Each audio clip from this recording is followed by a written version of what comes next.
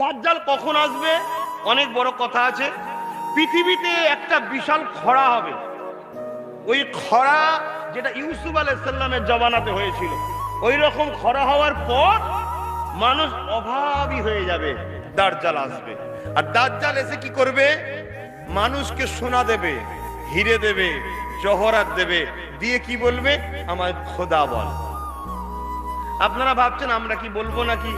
আরে যে মাত্র 200-500 টাকার জন্য খোদার দুশ্মনকে বন্ধু বলতে পারে, সে সোনা পাওয়ার জন্য খোদা বলবে না দাজ্জালকে? মনে হয় এটা তো প্ল্যান তৈরি করা হয়েছে।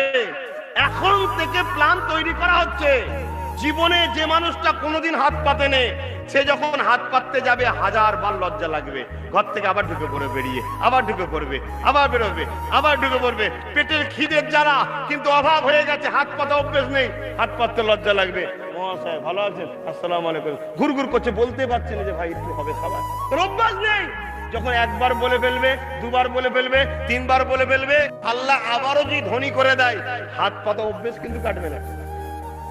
এই জন্য এখন থেকে তামাম দুনিয়াতে ভিখারি বানানোর অভ্যাস ট্রেনিং দেওয়া হচ্ছে। হাত পাতো, হাত পাতো, হাত পাতো, হাত পাতো, হাত পাতো, হাত পাতো, হাত পাতো, হাত পাতো, হাত পাতো। কেন?